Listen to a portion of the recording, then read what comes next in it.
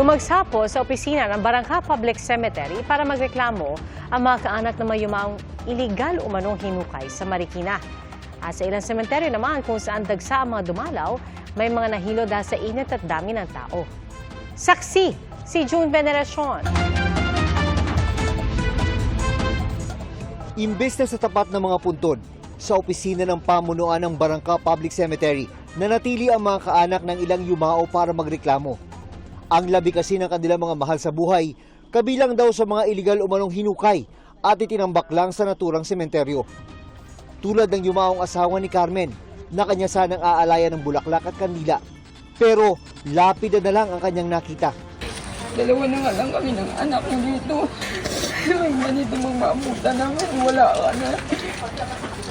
Masakit sa abong na. Ang isang bumisita, kinumpronta ang grupong aniyay, binayaran niya para ilipat sana ang nicho ng labi ng kanyang kaanak. Pero tinanggal din kalaunan.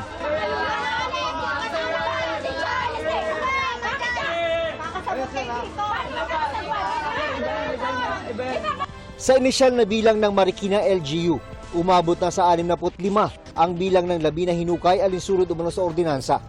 Bagay na ipinatitigil raw muna ang pagpapatupad sa ngayon. Sinampahan na ng reklamong administratibo at paglabag sa Code on Sanitation of the Philippines ang tagapamahala ng sementeryo at 5 iba pa dahil sa umano'y illegal exhumation. Parang sindikato talaga na nagbubukas sila ng nicho, tapos yung nichong nabubuksan, ino-offer nila for a fee. Pero yung bayad na yon, sila lang ang nakagkakaintindihan. Ang isa pang hamon, pahirapan ng pagtukoy sa pagkakilanlan ng ilan sa mga labi na isirako pero walang detalye kung kanino. Dapat yan ay madaling ma-identify para naman mabawasan yung burden o yung pain ng mga, yung agony ng lahat ng mga naghahanap, ng mga kamag-anak ng mga puto na yun. Sinusubukan pa naming makuha ang panig ng mga inireklamo.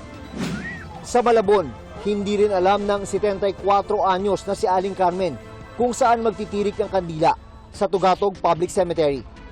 Di kasi niya makita ang pangalan ng kanyang ina at anak sa Wall of Remembrance na itinayo para may pansamantalang madalaw ang mga kaanak habang sinasaayos ang sementeryo. Kahit pangalan lang, para malaman ko talaga nandyan siya.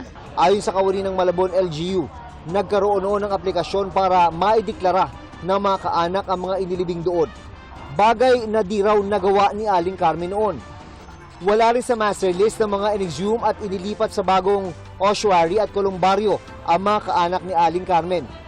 Tingin nila posibleng nasa ibang parte pa sila ng sementeryo na di pa sakop ng redevelopment. Kaya yun po yung alamin natin. Advice ko na lang sa inyo na fill up na itong form, tapos mano-mano, papahanap po natin sa sepulturero. Habang hinihintay yan, sa common area na lang muna nagsindi ng kandila si Aling Carmen para sa mga mahal niyang yumao.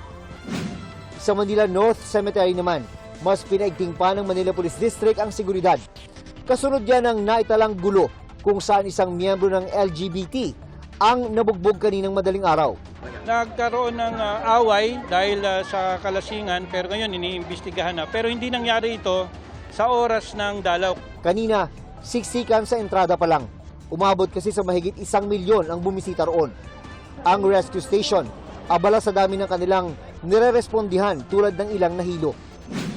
Marami ring nahilo at tumaas ang blood pressure sa Manila South Cemetery. Karamihan nagsushoot up yung BP dahil sa tindi ng init. Para sa GMA Integrated News, June Veneracion ang inyong saksi.